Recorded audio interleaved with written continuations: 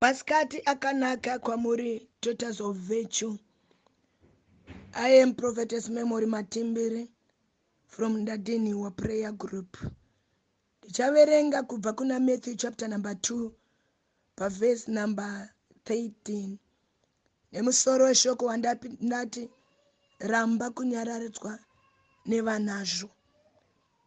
When they had gone, an angel of the Lord appeared to Joseph in a dream. "Get up," he said, "take the child and his mother and escape to Egypt.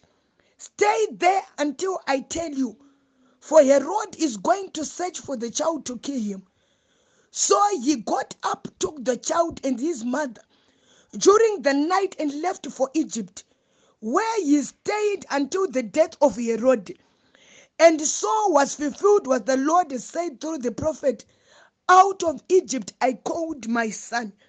When Herod realized that he had been outwitted by men, he was furious, and he gave orders to kill all the boys in Bethlehem and its vicinity who were 2 years old and under, in accordance with the time he had learned from the men.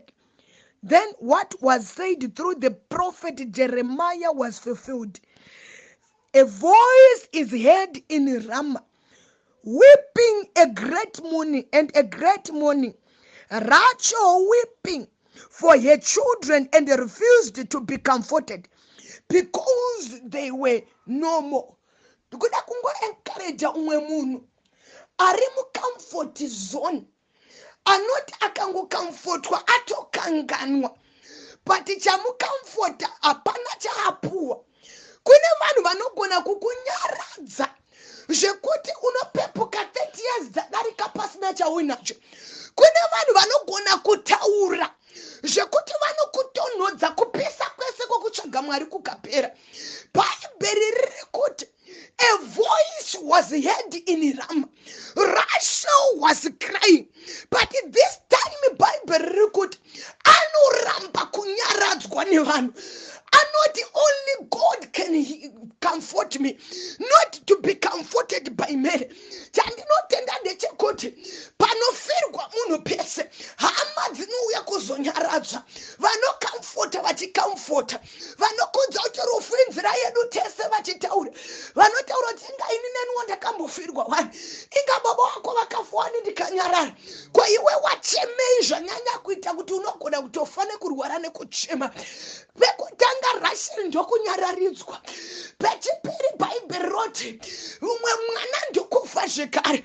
Rachel ndokunyararidzwa. Umwe mwana ndokutera zvekare. Rachel ndokunyararidzwa. But pane panosvika pandabata. Panoti this time Bhaibheri riri kuti Rachel anoti varume kundinyararidza makandinyaradza, asi hazvina kugona kumisa rufu mumba mangu. Kundinyararidza makandinyaradza, kundikamfota makandikamfota, sa hazvina kundiunzira rendi mumba mangu. Makataura kuti zvinhu zvaoma muZimbabwe hongu, asi mashoko enyu haana kundipa rendi. Mataura kuti situation iri muZimbabwe iri kubata munhu wese hongu, asi hazvina kupa school fees kuvana vangu. Saka kuna mukadzi anonzi Rachel anoti this time handidi kuona kakumbo kemunhu pamba pangu. This time handidi kuona vanouya kuzondinyaradza. Ndinotenda panhamo yekupedzisira pana Rachel. Haana kuuya kuzoridzirwa ngoma, haana kuuya kuzorimbirwa nevaimba. Anoti vanoimba imba henyu but handiyo yandinayo, vanoridza ngoma reudzai zvenyu handiyo yandinayo. Iye zvinotoda kutaura nemusharukwa, ndoda kutaura neagere pachigaro chekutonga, ndoda kumubvunza mibvunzo handipinduri, ndoda kumubvunza mibvunzo iri kundidya moyo. Bhaibheri rinoti anoramba kunyaradzwa. Pane madzimai andainga masikati ano vajaira kunyaradzwa pasina chiri kuchinja, vajaira kukamfotwa pasina chiri kuchinja. Heraboshatamaha, ndauya kuzokuenkareja. Simudzwa mudzimai, enda kunobvunza musharukwa. Simuka mudzimai, enda unonyaradzwa nedenga. Simuka mudzimai, renda ibve kushamwari. Vanokunyaradza nemashoko chete. Kunyange ndikataura nzara yapinda mumba mangu, shamwari inondipa kakapu keshuga kanofuma kapera mangwana. Kunyange